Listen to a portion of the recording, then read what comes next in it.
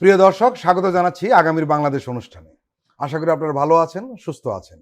আজকে আমাদের সঙ্গে আলোচনায় রয়েছেন এজমল হোসেন পাইলট, সাবেক সিনিয়র সহসভাপতি জাতীয়তাবাদী ছাত্রদল। আরও রয়েছেন তাজনুবা জাবিন, যুগ্ম আহ্বায়ক জাতীয় নাগরিক পার্টি এনসিপি। আপনাদের দুজনকেই স্বাগত। আমরা শুরুতেই যাব এজমল হোসেন পাইলটের কাছে। লন্ডন বৈঠক নিয়ে আলোচনা এখনো চলছে, ভালো মন্দ নিয়ে আলোচনা হচ্ছে। নির্বাচন নিয়ে যারা তার অঙ্গীকারে সন্দিহান ছিলেন, প্রধান উপদেষ্টার অঙ্গীকার নিয়ে যারা সন্দিহান ছিলেন, সম্ভবত সেই সন্দিহান দূর হয়েছে এবং যারা নির্বাচনের তারিখ নিয়ে ষড়যন্ত্র দেখছিলেন তারা হয়তো কিছুটা আশ্বস্ত হয়েছেন। অর্থাৎ অধ্যাপক ইউনূস তাদেরকে চাপমুক্ত করেছেন। এটাকে ইউনূসের একটি অর্জন হিসেবে দেখা হচ্ছে। অন্যদিকে তারেক রহমানের কিন্তু একটি বড় অর্জন হয়েছে। জনগণ এই প্রথমবারের মতো বিএনপির দলীয় ভিডিও স্ক্রিনের বাইরে এই তারেক রহমানকে একটা আলাদা অবস্থানে দেখলেন। বলা হচ্ছে যে তারেক রহমান এতদিন শুধু বিএনপি নেতা ছিলেন, সম্ভবত উনি রাজনৈতিকভাবে জাতীয় নেতার একটা তকমা পেয়েছেন অথবা সেই জায়গায় গিয়েছেন। সবকিছু হিসাব করলে এই বৈঠকে লোকসান কারো হয়নি এবং লাভ দুই পক্ষেরই সমান সমান। কি বলবেন? লন্ডনের যে বহুল আলোচিত এবং কাঙ্ক্ষিত যে মিটিংটি বা যে বৈঠকটি হলো একজন দেশের অন্তর্বর্তীকালীন সরকারের প্রধান অধ্যাপক ডক্টর ইউনূস এবং বিএনপির ভারপ্রাপ্ত চেয়ারম্যান তারেক রহমান, এটার মধ্য দিয়ে আসলে যেটা আমরা ফিল করলাম, উপলব্ধি করলাম, পুরো জাতি, পুরো বাংলাদেশ তপ্ত রোদের মধ্যে এক ফসলা বৃষ্টির মতো। যখন নানাবিধ ষড়যন্ত্র, চক্রান্ত, মব, আগামী নির্বাচন নিয়ে মানুষের মধ্যে একটি দুশ্চিন্তা, মানুষের মধ্যে একটি অন্যরকম কবে হয়, কি হবে, মত দ্বিমত ছিল। বিএনপি ডিসেম্বরে নির্বাচন চাচ্ছে, বিএনপি সহ আরও কিছু পার্টি একই সাথে চাচ্ছে, কেউ কেউ বলতেছে যে না আর একটু পরে। তার মধ্যেও একটি তফাৎ দেখা যায়, বৃষ্টি, আবহাওয়া, এপ্রিল, রোজা, সব মিলিয়ে। তো পরবর্তীতে তারা যখন একসাথে মিলিত হলেন, 1-to-1 একটি মিটিং হওয়ার পর একটি যৌথ বিবৃতির মাধ্যমে বিষয়টা তারা খুব চমৎকারভাবে জাতির সামনে স্পষ্ট করেছেন। এবং বিএনপি যেহেতু একটি বড় পার্টি, দীর্ঘদিনে নিপীড়িত নির্যাতিত একটি পার্টি, এবং এই দেশও তারা বিভিন্ন সময় পরিচালনা করেছেন, সেই আঙ্গিকে আমি উভয়কেই সাধুবাদ জানাই আমার ব্যক্তিগত পক্ষ থেকে। এবং যে প্রত্যাশার জায়গাটা শোনা যাচ্ছে, ফেব্রুয়ারিতে একটি নির্বাচন হবে, একটি অবাধ, সুষ্ঠু, নিরপেক্ষ নির্বাচন। অতীতের যে 3-4টা নির্বাচন বিতর্কিত ছিল, মানুষ তার ভোটটা দিতে পারে না। এবং এইবার আমাদের প্রধান উপদেষ্টা উনিও বারবার বলতেছেন যে একটি খুব স্মরণীয় একটি ভোট বা একটি নির্বাচন হবে। সেই আঙ্গিকে বিএনপি অলরেডি কাজও শুরু করে দিয়েছে, বিভিন্নভাবে বক্তৃতা, বিবৃতি, গণসংযোগ, তৃণমূলে আসা যাওয়া করা, প্রার্থী বাছাইও ভিতরে কিছুটা শুরু হয়েছে। সব মিলিয়ে আমরা পার্টির একজন মানুষ হিসেবেও আমি আশ্বস্ত এবং একজন ভোটার হিসেবেও আমি মনে করি যে খুব একটি পরিবেশ হবে, আমার ভোটটা আমি দিতে পারব। প্রশ্ন উঠেছে যে বিএনপির স্থায়ী কমিটির বৈঠকে একটা সিদ্ধান্ত হয়েছে, তারা প্রফেসর ইউনূসের উপর আস্থা এবং বিশ্বাস রাখতে চায়, কিন্তু সব বিষয়ে তারা ছাড় দিতে রাজি নয়।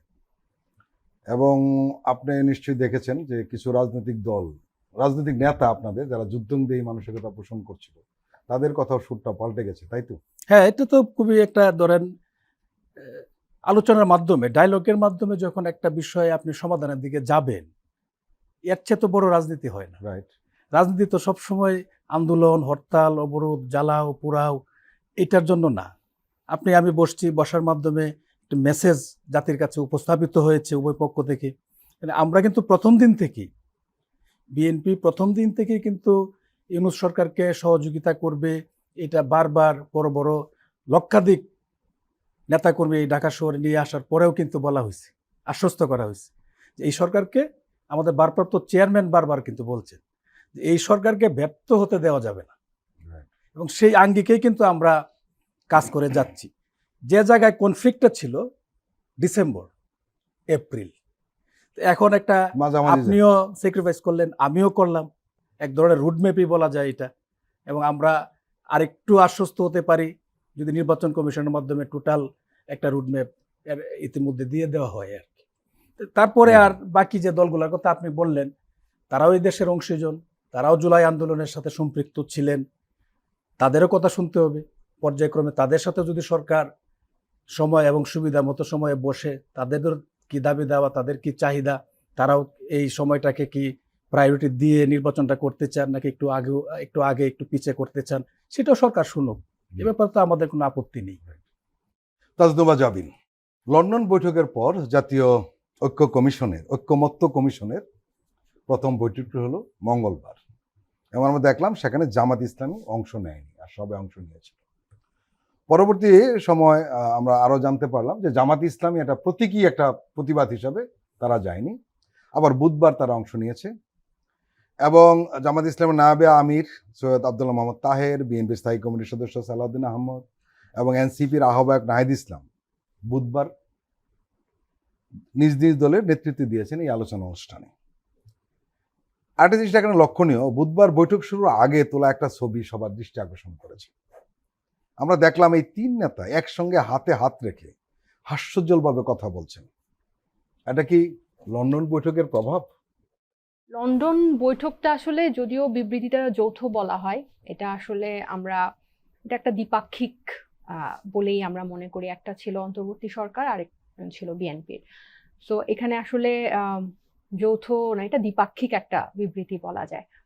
এবং এতক্ষণ যে আলোচনা হচ্ছিল লন্ডন বৈঠক নিয়ে, আপনারা যে কথাগুলো বলছিলেন সব আবার নির্বাচনী নিয়েই হয়েছে। হ্যাঁ, তো নির্বাচনটা আসলে তারিখটা মানে এনসিপি বা আমাদের কাছে কখনোই ওই 25 সালের ডিসেম্বর এবং 26 সালের জুনের বাইরে কখনো যাবে বলে এটা আমাদের মনে হয় নাই।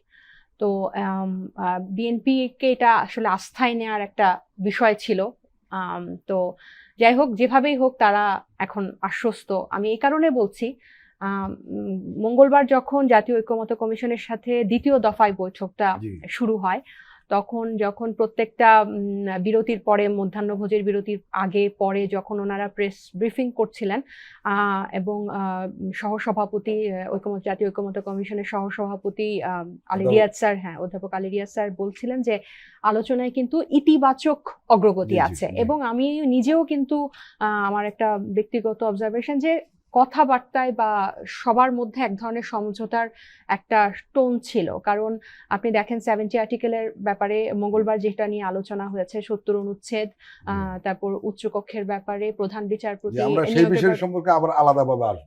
হ্যাঁ, প্রত্যেকটাতে কিন্তু আগের অবস্থান থেকে বা সব দলের ব্যাপারে কিন্তু প্রথম দফার থেকে এই দফায় আমার কাছে আন্তরিক, নমনীয় এবং ইতিবাচক লাগছে বেশি।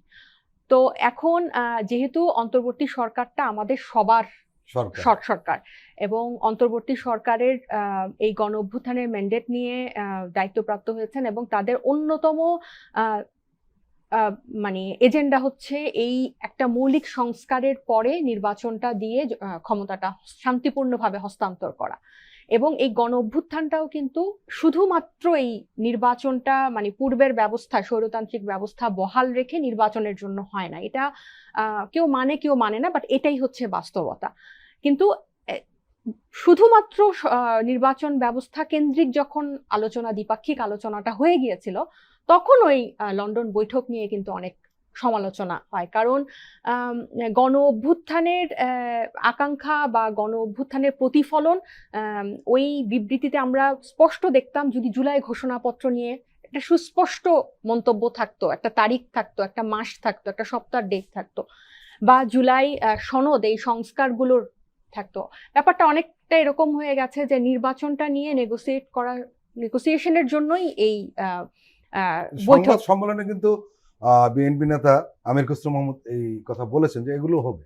হ্যাঁ, কিন্তু ওই প্রাধান্যটা আমরা বরাবরই বলছি যে প্রাধান্যটা, কারণ সংস্কার বলে এটাকে যতই ঝামেলার মনে করা হোক বা এটাকে চলমান প্রক্রিয়া বলে যতই একটু কম গুরুত্ব দেওয়া হোক, আসলে এটাই কিন্তু প্রধান, একদম এটাই। কারণ এটা যদি আপনার সংস্কারের কথা বললে নির্বাচন পেছানোর ষড়যন্ত্র, আবার নির্বাচনের কথা বললে সংস্কারকে অস্বীকার, এই দুইটাই কিন্তু আসলে সঠিক না হওয়া উচিত না।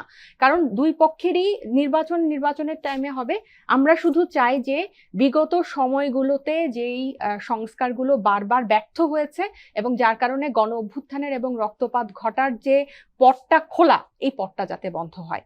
এবং এখন কিন্তু প্রতিদিন আপনি যদি খেয়াল করেন এই 3 দিন ব্যাপী যে বৈঠকগুলা মঙ্গলবার বুধবার প্রত্যেকদিন কিন্তু এজেন্ডা ভাগ করা আছে, কোন দিন কি হবে, এবং এখন কিন্তু এটা চলমান। এবং আলী রিয়াজ স্যার কিন্তু বলেছেন জুলাইয়ের মধ্যেই কিন্তু জুলাই সনদ হবে বলে উনি আশা করছেন।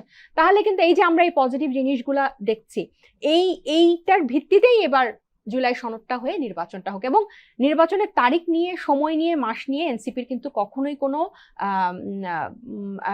দ্বিমত ছিল না সরকারের সাথে যে ডিসেম্বর টু আপনারা শুধু বলছেন এর আগে দুটো কাজ হতে হবে, সংস্কার এবং বিচার, এবং এই দুটো কিন্তু, এবং জুলাই ঘোষণাপত্র, এবং এইগুলা কিন্তু কোনোটা এনসিপির দলীয় চাওয়া না, কিন্তু এটা কিন্তু পুরো বাংলাদেশের মানুষের চাওয়া। কারণ এনসিপি থেকে কিন্তু শুধু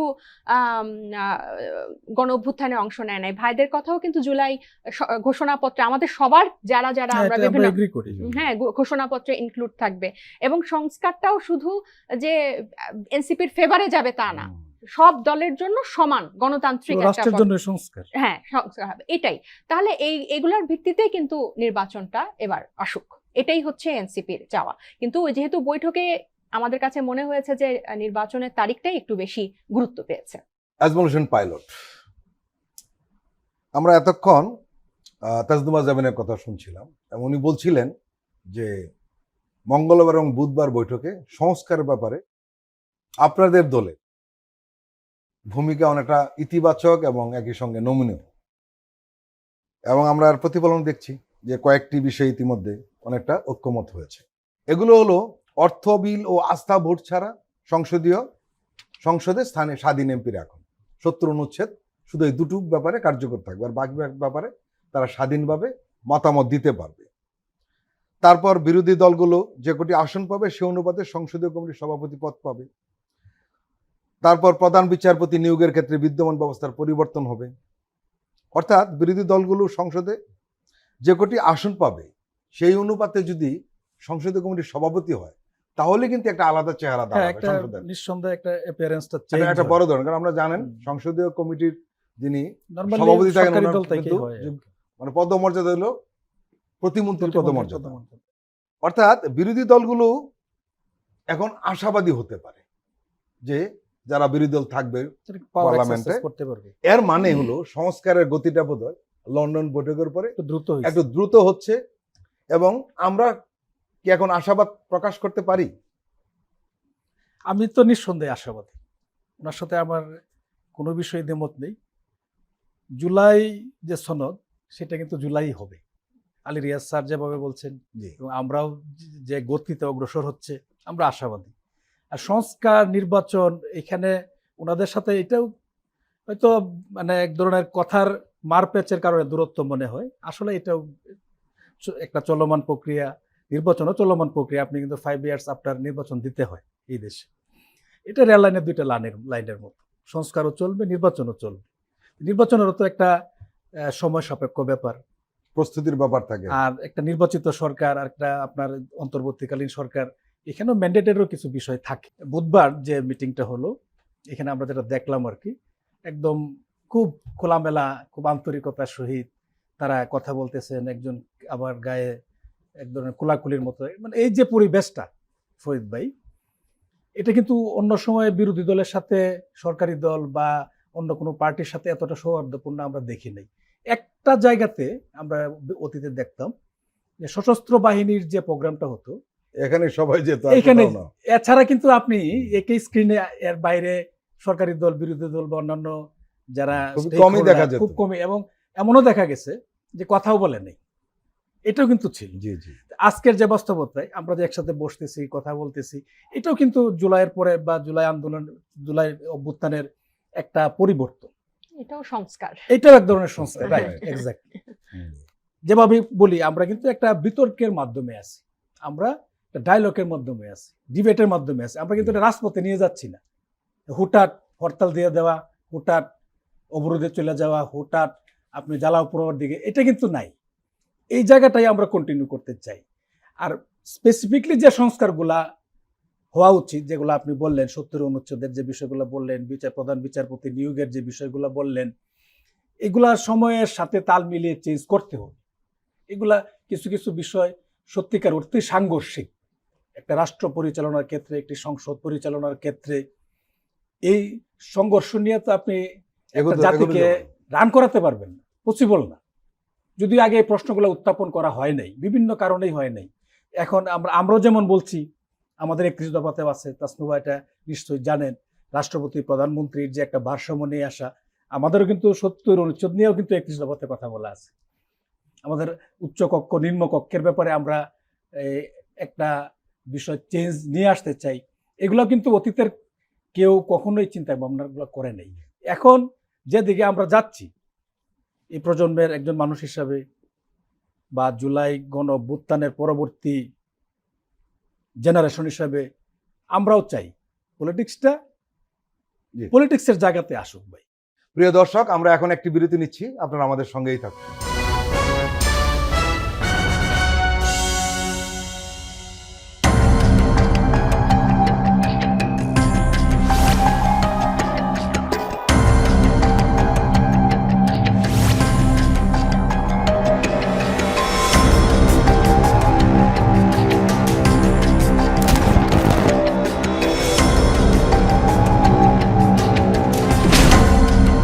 ফ্যাসিবাদের দিনলিপি, গবেষণা ও উপস্থাপনা সাইদ খান, প্রযোজনা আফরোজা সুলতানা ও মামুন মাহমুদ। দেখবেন প্রতি রবি থেকে বৃহস্পতিবার সন্ধ্যা ৭টায়।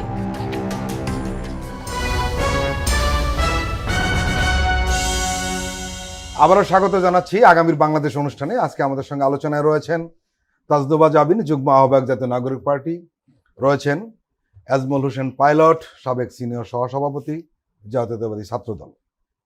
আমি আবারও আজমল হোসেন পাইলটের কাছে যাব। ইশরাক হোসেন প্রসঙ্গ এখন যত না আলোচিত, তার চেয়ে বেশি সমালোচিত। অনেক বিশ্লেষক প্রশ্ন তুলেছেন যে ইশরাক হোসেন কেন পরবর্তী নির্বাচন পর্যন্ত অপেক্ষা করলেন। অনেকে এও প্রশ্ন তুলেছেন যে ইশরাক হোসেন মেয়রের শপথ দিলে কয়দিনের জন্য মেয়র হবেন বা হতেন, আদৌকে তিনি দায়িত্ব পাবেন।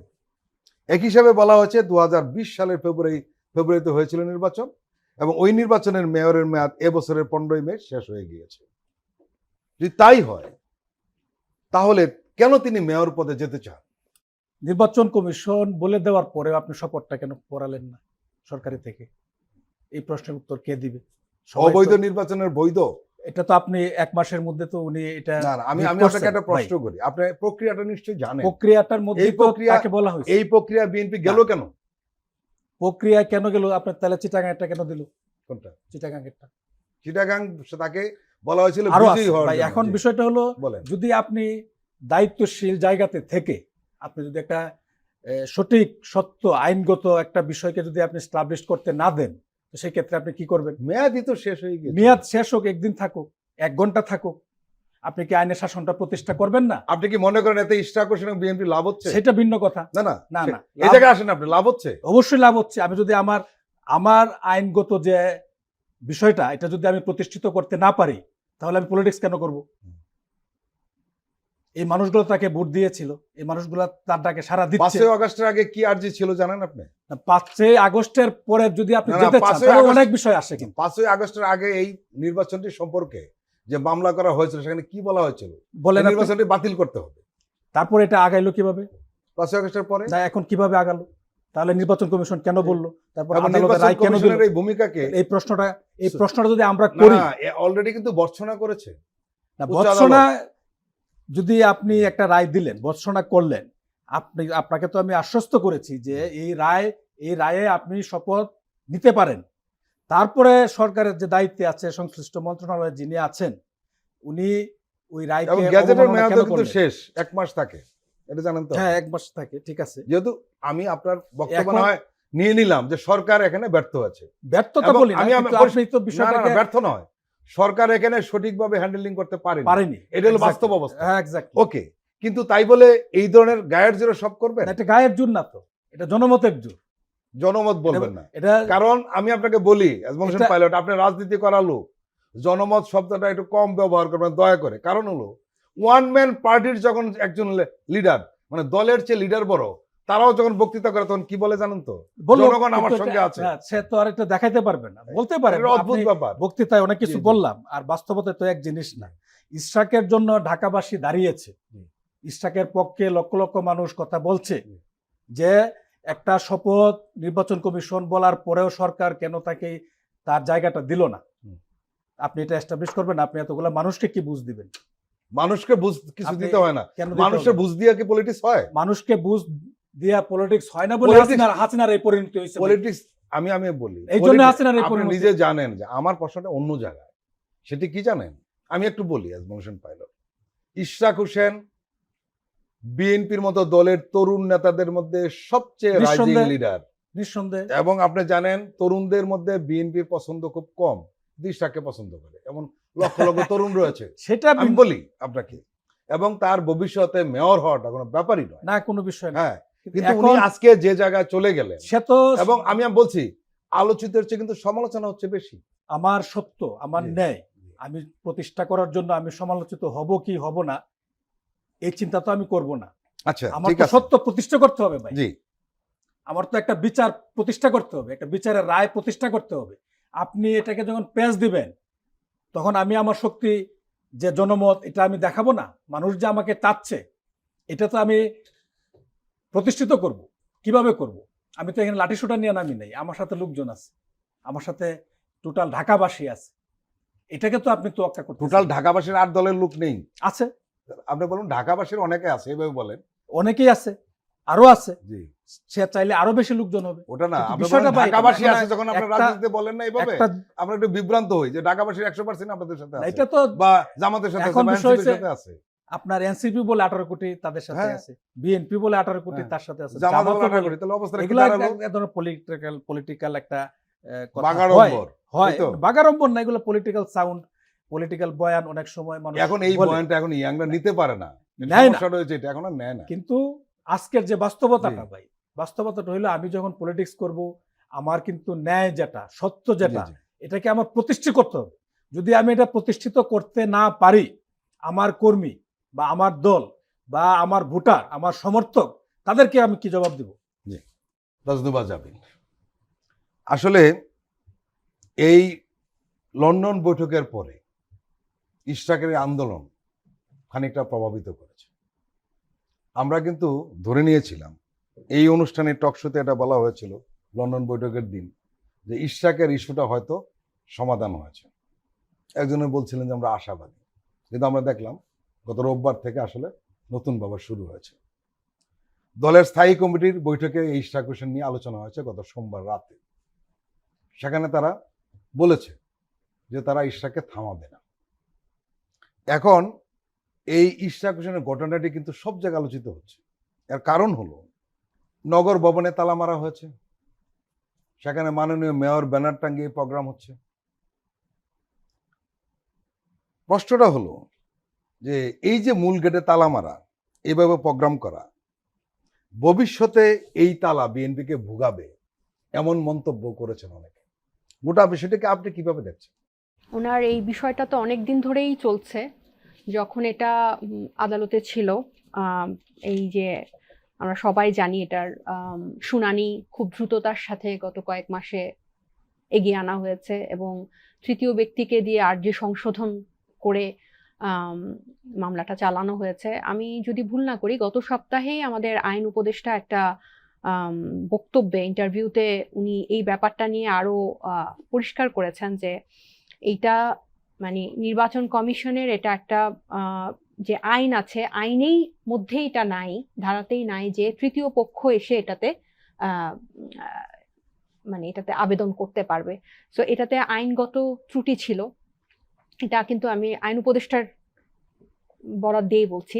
আরেকটা বিষয় হচ্ছে যেটা আপনি বলছিলেন যে আপিল বিভাগ কিন্তু প্রধান বিচারপতিও বলেছে যে এখানে নির্বাচন কমিশনের নিরপেক্ষতা লিটমাস পরীক্ষার মতো ছিল, যেটাতে নির্বাচন কমিশন ব্যর্থ হয়েছে। এবং এই পুরো প্রক্রিয়াটাতে নির্বাচন কমিশন বিবাদী থাকার পরও কোনো ধরনের টু শব্দ করেন নাই। তো এখন এই জিনিসটা কিন্তু ঈদের আগের এগুলো নিয়ে আমরা অনেক আলোচনা অনেক সমালোচনা করেছি, কিন্তু এখন আপনি যদি দেখেন উনি যেভাবে শপথ পড়ানো ছাড়া আপনি অনেকটা মানে সাধারণ মানুষ, আমরা যদি রাজনীতির বাইরে গিয়ে ও সাধারণ মানুষের কাতার থেকে তাকাই, আমাদের কাছে মনে হবে যে উনি একটা জোর করে এটাতে আছেন। একটা সাধারণ মানুষ মনে করবে যে সে ব্যানার লাগিয়েছে মাননীয় মেয়র। এই ব্যাপারটা না যতটা মানুষকে অপছন্দ করে, তার চেয়ে ব্যাপার হচ্ছে এই টোনিংটা, এই যে আমাকে কেউ নড়াতে পারবে না আমার ছাড়া, এই টোনটা না আমরা হাসিনার সাথে মিলাতে পারি। এই যে আগ্রাসনটা, মানে উনি তো খুবই, আপনি যেটা বললেন, এবং ওনার বাবাও কিন্তু খুবই একজন জনপ্রিয় মেয়র ছিলেন। জনপ্রিয় নন্দিত এবং এখানে মেয়র। একটা যোগ করে দেই, তার বাবা এতই জনপ্রিয় ছিলেন, কি হয়েছে, শেখ হাসিনা তার কাছে পরাজিত হয়েছে তো এখন এমপি ইলেকশনে। হ্যাঁ, তো 91-এ। তো ওনার এবং যারা সিনিয়র আছেন এবং যারা আপনি যেটা বলছেন তরুণ আছেন, সো সাদেক হোসেন খোকার ছেলের কাছ থেকে কিন্তু প্রত্যাশা সাধারণ মানুষের, আপনি রাজনীতির দল ওই ঢাকাবাসীর কথা বাদ দেন, এটা তো আমরা সবাই জানি যে এখানে একটা বিশাল জনগোষ্ঠী হচ্ছে অরাজনৈতিক কিন্তু রাজনীতি বোঝে, সচেতন, এরকম যারা রাজনীতি করে না কিন্তু রাজনীতিবিদদের থেকেও অনেক ভালো রাজনীতি বোঝে। তো তাদের কাছে কিন্তু এই ব্যাপারটা, এই এই আগ্রাসনটা কিন্তু কখনোই কাম্য না এখন কিন্তু। এবং আপনি দেখেন এখন কিন্তু শহরে এই যে নগর ভবনের তালা বা এটার কারণে বা দুই পক্ষের এই মুখোমুখি হওয়ার কারণে কে ক্ষতি হচ্ছে? সবচেয়ে বেশি কিন্তু নগরবাসী ক্ষতি হচ্ছে, যে রেগুলার কাজগুলা এটাতে হয়। এবং এখন ডেঙ্গু কিন্তু অনেক বেড়ে গেছে, অনেক। এবং এই বর্ষার সিজনে কিন্তু এই আমরা দেখতাম যে এই সিটি কর্পোরেশন গুলো সবচেয়ে বড় একটা দায়িত্ব থাকতো এই ডেঙ্গুর যে এডিসের লার্ভা পরিষ্কার করা। তাহলে এগুলোতে কারা বেশি ভুক্তভোগী হচ্ছে? সেই জনগণ, আপনারা যারা যে জনগণকে আপনাদের সাথে আছেন বলছেন। সো আপনারা যদি জনগণের দুর্ভোগের কথা চিন্তা করে এই ইগো বা এই জোর দবস্তির এই আগ্রাসন থেকে নেমে আসে, তাহলে কি হবে যে 2 দিন পরেই তো নির্বাচন, আপনারা দুজনেই বললেন যে উনি অনায়াসে আসবেন এবং তখন ওনার গ্রহণযোগ্যতা অনেক বেশি হবে। উনি একজন তরুণ, ওনার সামনে আরো অনেক বড় পথ পড়ে আছে এবং আমি মনে করি যে এই জিনিসটা একটা খারাপ দৃষ্টান্ত স্থাপন করছে ওনার রাজনৈতিক কেরিয়ারে। কারণ উনি যেভাবে উনি মানে এটা মেসেজটা যাচ্ছে যে উনি দখল করে আছেন, উনি শপথ না নিয়ে, সবাই উচ্চ আদালত বলল, আইন উপদেষ্টা বলল, নির্বাচন কমিশনেরও একটা ব্যর্থতা, তারপরেও উনি যে এটা দেখাচ্ছে, তার মানে কি যে এখন প্রশাসন বা রাষ্ট্র মানে ওনার ফেভারে আছে, কেউ ওনাকে থামানোর নাই, এটাই কিন্তু প্রকাশ পাচ্ছে, তাই তো? ওনার এই সাহসটা পিছনে যে একটা চালিকা শক্তি আছে, এটা কিন্তু বুঝতেছে সাধারণ মানুষ। সো এইটাই একটা ব্যাড এক্সাম্পল সৃষ্টি হচ্ছে বলে আমি মনে করি। এখানে ওনার প্রতিপক্ষ কোনো রাজনৈতিক দলের নতুন করে কিছু করতে হচ্ছে না, উনি নিজেই এটাকে মানে বেশি এটা ড্যামেজের দিকে নিয়ে গেছেন অলরেডি। প্রিয় দর্শক, আমরা আবার একটি বিরতি নিচ্ছি, আপনারা আমাদের সঙ্গেই থাকুন।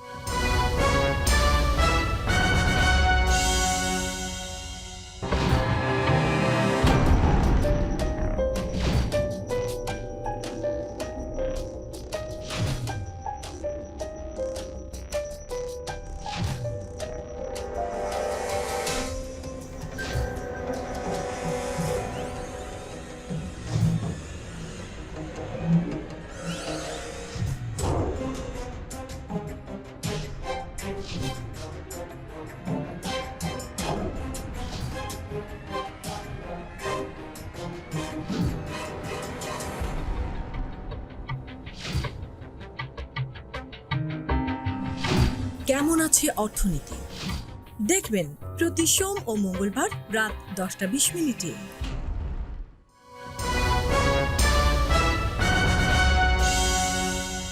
আবারও স্বাগত আগামীর বাংলাদেশ অনুষ্ঠানে। আজকে আমাদের সঙ্গে আলোচনায় রয়েছেন জাতীয়তাবাদী ছাত্র দলের সাবেক সিনিয়র সহসভাপতি এজমল হোসেন পাইলট, রয়েছেন জাতীয় নাগরিক পার্টির যুগ্ম আহ্বায়ক তাজদুবা জাবিন। জুলাই ঘোষণাপত্র, জুলাই সনদ ও জুলাই গণহত্যার বিচারের দাবিতে সারা দেশে দলের জেলা উপজেলা কমিটিগুলোকে আপনারা নির্দেশ দিয়েছেন আজ যাতে তারা কর্মসূচি পালন করে। এই কর্মসূচি ঘোষণার আগে জেলা ও উপজেলা সমন্বয় কমিটিগুলোকে নিজ নিজ কার্যালয়ে প্রথম কার্যনির্বাহী সভা করারও আপনারা নির্দেশ দিয়েছেন। প্রশ্ন হলো যে আপনারা সমন্বয় কমিটি গঠন করছেন, পূর্ণাঙ্গ কমিটি নয় কেন? আমাদের যখন আত্মপ্রকাশ হয় আমাদের এর পরপরই হচ্ছে নিবন্ধনের জন্য আমাদের কাজকর্ম শুরু হয়, কিন্তু এরপরই হচ্ছে ছুটির মানে ঈদের রোজা এবং একটা বড় একটা গ্যাপ পড়ে। তো এরপরে যেই নিবন্ধনের জন্য যখন সময়সীমা বাড়ানো হলো জুন পর্যন্ত, তো এর আগে বিভিন্ন উপজেলা যে কমিটি এবং 22টা জেলা, 100টা উপজেলা এবং 200 জন সদস্য, সো এই বিভিন্ন নিয়ম কানুনগুলার একটা যে নিবন্ধনের শর্তগুলা পূরণ করার জন্য যে বিষয়টা, তো এই বিষয়টা এবং আরেকটা দিক হচ্ছে মানে এই কমিটিগুলোকে গুছিয়ে আনা, অফিস নেওয়া, এটা একটা বিষয়। এবং আরেকটা বিষয় হচ্ছে যে নতুন দল হিসেবে যে সবাইকে যুক্ত করা, আমাদের গঠনতন্ত্রটা যে মানে আলোকেই কিন্তু এই জেলা উপজেলা কমিটিগুলা হবে। এবং আমাদের সেন্ট্রাল কমিটিটাও কিন্তু একটা আহ্বায়ক কমিটি, কিন্তু আমরা আসলে গঠনতন্ত্রটার মধ্যে এমন মানে দলের মধ্যে গণতন্ত্রের চর্চা করাটাই আমরা আমাদের গঠনতন্ত্রটা যখন আরো একদম স্পষ্টভাবে প্রকাশ হবে আপনাদের সামনে, আপনারা দেখবেন। তো ওটার আলোকেই কিন্তু এই কমিটিগুলা মানে কেন্দ্রীয় কমিটি অবশ্যই হবে। কারণ আমরা দেখে যে সবসময় আমরা নিজেরা বলছি যে রাষ্ট্রের সংস্কার লাগবে বা গণতান্ত্রিক ব্যবস্থা লাগবে সরকারে যাওয়ার জন্য, রাষ্ট্র কাঠামে, কিন্তু সবচেয়ে বড় মূল সমস্যা বাংলাদেশে যেটা, যে রাজনৈতিক দলগুলোর মধ্যে গণতান্ত্রিক কাঠামোটা বা আনা।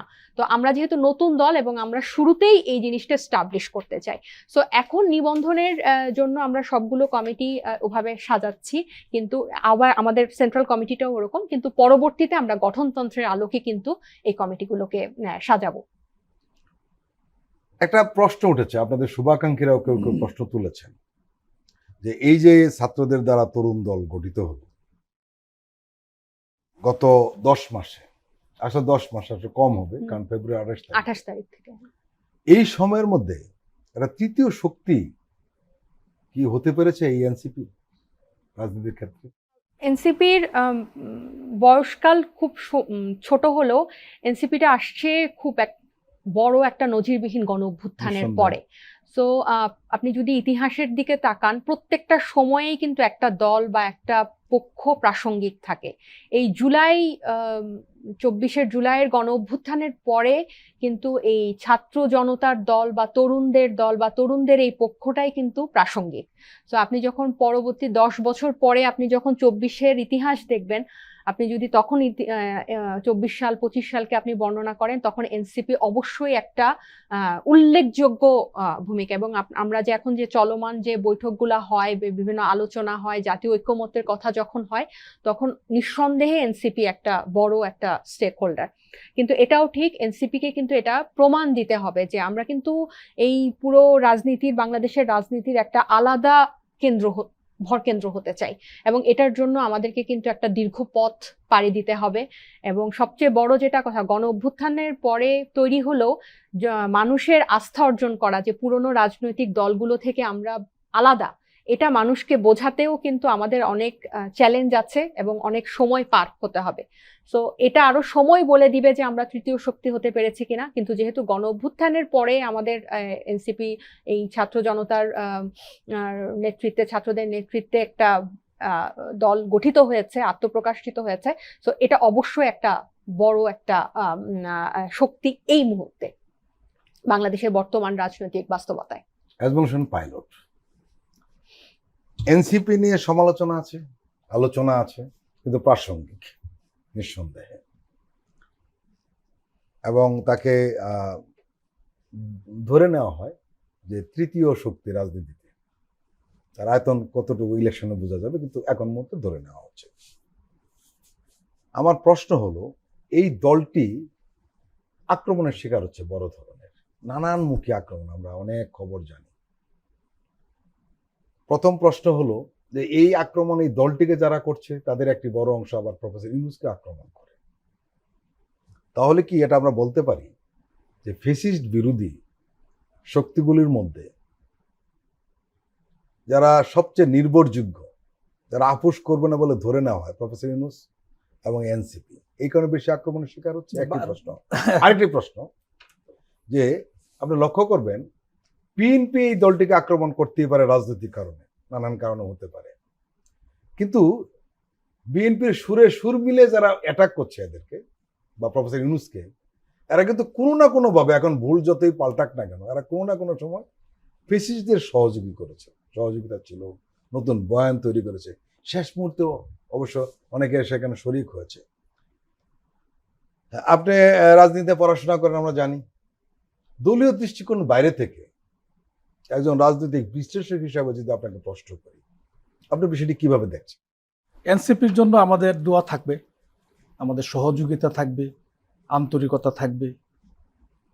এনসিপি একটা পলিটিক্যাল অর্গানাইজেশন হিসাবে, পার্টি হিসাবে সারা দেশব্যাপী তাদের বিস্তৃতি ঘটুক, তাদের কর্মকাণ্ড কর্মসূচি সঠিক সুন্দরভাবে তারা এগুলা পালন করে উঠায় নিয়ে আসুক, মানুষের কাছাকাছি যাক, তৃণমূলের কাছাকাছি যাক। এই ব্যাপারে আমাদের কোনো ধরনের দ্বিমত নেই। যে জায়গায় অসহযোগিতা বা আক্রমণাত্মক যে বিষয়গুলো আসে, এগুলো খুবই রাজনৈতিক একটা ব্যাপারে আসে, ব্যক্তিগতভাবে কখনোই না, বা একটা পার্টি হিসাবেও না। আপনি একটা সন্তান ভূমিষ্ঠ হওয়ার পরেই কিন্তু সে হাঁটতে পারে না, আর এটা তো একটা পলিটিক্যাল পার্টি। এটা 10 পিতার 10 সন্তান নিয়ে তৈরি করতে হবে। তাদের যে ভূমিকা শনাক্ত করে লেখা থাকবে। তখন তো আর পার্টি ছিল না, বৈষম্য বিরোধী ছাত্র যারা ছিলেন ওনাদের মধ্য থেকে একটা পার্টি তারা মনে করছেন যে হ্যাঁ, আমরা একটা আলাদা কলেবরে একটা পার্টি আমরা সৃষ্টি করি, দেখি একটা পরিবর্তন কিভাবে করা যায়। তারা খুব বড় পার্টি না, তাদের বিস্তৃতি কম, তাদের খুঁটি কম, তৃণমূল পর্যন্ত এখনো পৌঁছতে পারে না। তবে তারা কিন্তু মানুষের বা অন্যান্য ফ্যাসিস্ট বিরোধী আন্দোলনে যারা ছিলেন সকল পার্টিরই তারা কিন্তু একটা স্নেহের জায়গায়, একটা ভালোবাসায়, একটা আদরের জায়গায়, এবং তাদের ভবিষ্যৎ সুন্দর হোক, ভালো হোক, এই কামনায় কিন্তু সবাই করে। তাদের সমালোচনাটা যেটা হয়, তারা যখন লাইনচ্যুত হয়ে যায়, লাইনে উঠানোর জন্য হয়। বিভিন্ন ধরনের বিতর্ক কিন্তু আমরা শুনি। সময় নেই এগুলো আলোচনা করার, এগুলো চর্বিত চর্বণ বলারও প্রয়োজন নেই। রাজনীতির যে অভিজ্ঞতাটা যেটা প্রয়োজন হয়, এটা অর্জন করাও কিন্তু একটা ব্যাপার। আপনি ধরেন, যদি আপনি এখন মনে করেন যে 71 একটা পার্টির পুঁজি ছিল, ক্যাপিটাল ছিল, তারপর সেটাতে প্রফিট নিচ্ছে, এখন যদি ওনারা সেটা মনে করেন যে জুলাই আগস্ট আমাদের একটা পুঁজি, আমরা এটা থেকে পলিটিক্যাল প্রফিট নিতে চাই, সেক্ষেত্রে দ্বিমত তৈরি হবে। রাইট। আর সেটা যদি তারা ব্যাপক আকারে জানা, এটা সবারই অংশগ্রহণ ছিল, আমরা ছিলাম সামনে, ফাইন, এই ব্যাপারে কারোর কোনো দ্বিমত নেই। কেউ স্টেক হোল্ডার, কে মাস্টার মাইন্ড, এই বিষয়গুলো যদি আমরা নিয়ে আসেন, যেমন আগে ছিল কিছু মানুষকে একদম দেবতার পর্যায়ে নিয়ে গেছিল একটা পার্টি, এই পার্টি যদি মনে করে যে আমাদেরকে দেবতার আসনে এই দেশের জনগণ নিয়ে যাবে, তখন কিন্তু পিছন দিক দিয়ে টেনে ধরবে। সর্বশেষ যে তাদের ব্যাপারে আমার যে পার্সোনালি অভিমত, সেটা হলো ভাই, রাজনীতিটা আমরা যারা দীর্ঘদিন ধরে করি, দীর্ঘদিন ছাত্র রাজনীতির অভিজ্ঞতা আছে, পরবর্তীতে এখন অন্য রাজনীতির সাথে জড়িত আছি, এই দেশের রাজনীতির রাস্তাটা খুবই বন্ধুর, স্মুথ না, মসৃণ না। তাদেরকে কিন্তু এখন আস্তে ধীরে মানুষ পলিটিক্যালি ফেস করবে। তাদের আচরণ, তাদের নৈতিকতা, তাদের কথাবার্তা, তাদের সাংগঠনিক দক্ষতা এবং সংগঠনের যে পজিশন, সমস্ত কিছু। এবং সর্বোপরি যেটা হবে, ওনারা যে সংস্কারের কথা বলেন, বিচারের কথা বলেন, সর্বোপরি কিন্তু নির্বাচনের মাধ্যমে আপনার একটা ম্যান্ডেট নিতে হবে। এজ এ পলিটিক্যাল পার্টি আপনি নির্বাচনে কতটুকু ভালো করেন তার উপরে কিন্তু আপনার নির্ভর করে। তাদেরও কিন্তু আমার একটা মানে পরামর্শ, তাদেরও মানুষের কাছাকাছি যেতে হবে, ভোটারের কাছাকাছি পৌঁছাইতে হবে। এই পার্টি শুধুমাত্র বক্তৃতা, বিবৃতি, গলাবাজি এগুলাতে চলবে না। সুন্দর সুন্দর কথা কিন্তু ভাই, গুলিস্তানের যারা হকার তারাও কিন্তু ভালো কথা বলে, কিন্তু সে কিন্তু পলিটিশিয়ান হয়ে উঠতে পারবে না। পলিটিশিয়ান যখন আপনি হয়ে উঠতে চাইবেন বা একটা পার্টিকে আপনি এস্টাবলিশ করতে চাইবেন, এই পার্টিটার জন্য শ্রম, ঘাম, সময়, ত্যাগ, তিতিক্ষা, অনেক বিষয় জড়িত থাকে। তখনই আপনি একটা পলিটিক্যাল পার্টি হয়ে উঠবেন। ওনাদের বাড়তি যে প্রফিটটা, সেটা হলো জুলাই। রাইট। তাজদুবা যাবেন, আপনাদের দলের ব্যাপারে একজন রাজনৈতিক বিশ্লেষক, নামটা উল্লেখ করছি না, এবং আপনাদের শুভাকাঙ্ক্ষী, উনি কিছু মন্তব্য করেছেন। উনি বলছেন যে নেতৃত্বে নিয়ে কোন্দল, আদর্শিক মত পার্থক্য, অনভিজ্ঞতা, ধাম্বিকতা, আর্থিক সীমাবদ্ধতা প্রভৃতি নিয়ে এনসিপি এখন পর্যন্ত নিজেদের গুছিয়ে উঠতে পারেনি। এবং উনি আরেকটা কথা বলছেন যে সম্ভবত আপনারা রিয়াল পলিটিক বলে যে একটা শব্দ রয়েছে সেই জায়গাটা আপনারা হয়তো অনুধাবন করতে পারছেন না। আর আমরা জানি রিয়াল পলিটিক্যাল শব্দটা হলো যে রাজনীতি, নীতি ও বিশ্বাসের চেয়ে বাস্তবতাটা অধিক গুরুত্বপূর্ণ। আমরা দেখছি যে রিয়েল পলিটিক্সে কি হয়, যেটা হয় সেটা হলো যার পদত্যাগ চান তার সঙ্গে বিএনপি বৈঠক করে, ডক্টর খলিলুর রহমানের বৈঠক করেছে। এটা হলো রিয়াল পলিটিক্স। আসলে কি তাই? আপনার এই প্রশ্নের উত্তরে যাওয়ার আগে আমি ভাইয়ের সাথে একটু অ্যাড করতে চাই যে অবশ্যই এনসিপি এখনো তৃণমূল পর্যায়ে ওভাবে বিস্তার লাভ করতে পারে না এবং ওই সময়টাও এনসিপি এখনো পায় নাই। সময়ও কম। হ্যাঁ, এবং এটাতে আমি একমত যে এনসিপি দীর্ঘ একটা সময় নিয়েই কিন্তু আত্মপ্রকাশ করেছে। দীর্ঘ সময় বলতে দীর্ঘ সময়কে এইম করে, মানে তৎক্ষণাৎ কোনো রেজাল্টের জন্য বা তৎক্ষণাৎ একটা নির্বাচনে অংশগ্রহণের জন্য এনসিপির আসলে সংগঠিত হয় নাই। এবং এনসিপির বাংলাদেশের রাজনীতিতে একটা অনেক বড় একটা পায়োনিয়ার হতে চায় অনেক দিক দিয়ে। আমি এটা আগেও বললাম যে অন্যান্য এক্সিস্টিং রাজনৈতিক দলগুলোর থেকে আলাদা হওয়া, এটার এই চ্যালেঞ্জটা অবশ্যই পার হতে হবে।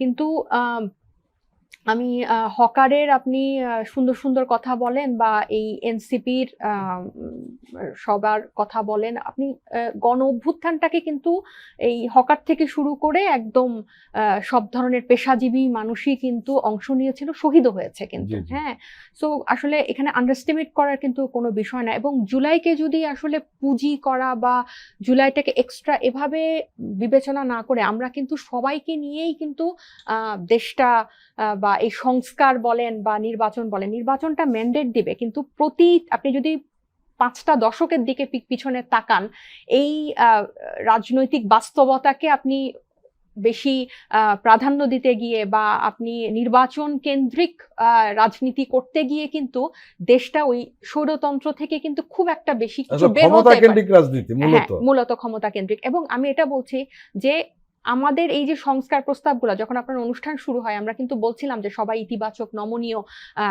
এই দফা, সেকেন্ড দফার, প্রথম দফার তুলনায় সেকেন্ড দফা বৈঠকে। কিন্তু এই সংস্কার প্রস্তাবগুলা কিসের ভিত্তিতে, 6টা পদ্ধতির মধ্যে কোন পদ্ধতিতে আপনার বাস্তবায়ন হবে, যেখানে গণপরিষদ এবং গণভোট, এই গণ শব্দটার কথা আমরা বেশি জোর দিচ্ছি যে গণ অভ্যুত্থানে কিন্তু শুধুমাত্র আমরা বৈষম্য বিরোধী ছাত্র আন্দোলনের ব্যানারে শুধু রাজনৈতিক দলগুলো নিয়ে কিন্তু বিশাল একটা পেশাজীবী সংগঠন, বিশাল জনতার একটা সকল নাগরিকের কিন্তু একটা অংশগ্রহণ ছিল।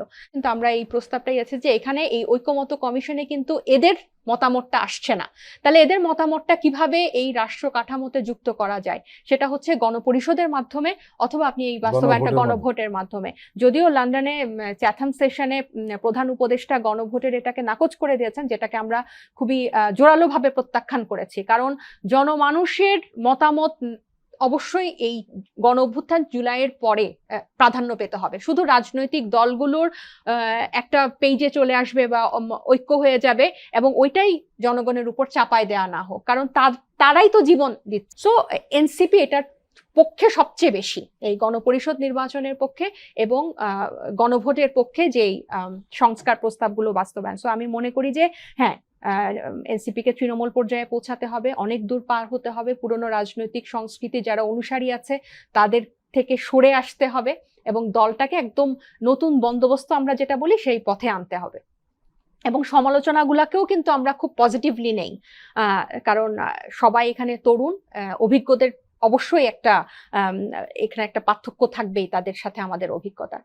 কিন্তু শুধু জুলাই কেন্দ্রিক বা জুলাইকে পুঁজি করে রাজনীতিতে এনসিপি বিশ্বাস করে না। এনসিপি মনে করে যে কারণে ৭১-এর পরে ৯০ এবং এই ২৪টা আসলো, এটা যাতে আর সামনে না আসে, এই গণ অভ্যুত্থান বা এই রক্তপাতটা যাতে বন্ধ হয়। সো এটার নিয়মটা সেট করার জন্য আপনি যেটা বলছিলেন যে রাজনৈতিক বাস্তবতাটা কম বুঝে কিনা বা পলিটিক্যাল, এখন পুরনো সংস্কৃতি বা পুরনো রাজনীতি করে বা খুব বর্ষিয়ান, খুব সমীকরণ করে কি খুব বেশি কিছু পেয়েছে বাংলাদেশ?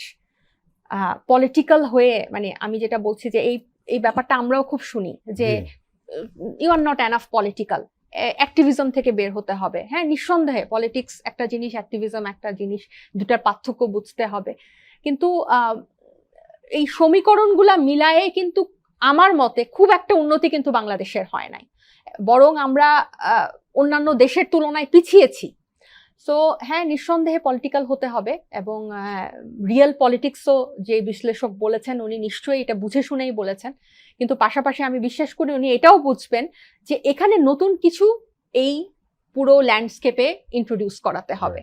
এই নতুন সিস্টেম, নতুন চিন্তাধারা এবং আধুনিক মানে দুনিয়ার সাথে চলমান যেটা পিছিয়ে আছে এটার সাথে এখন নতুন কিছু এখানে ইন্ট্রোডিউস করাতে হবে।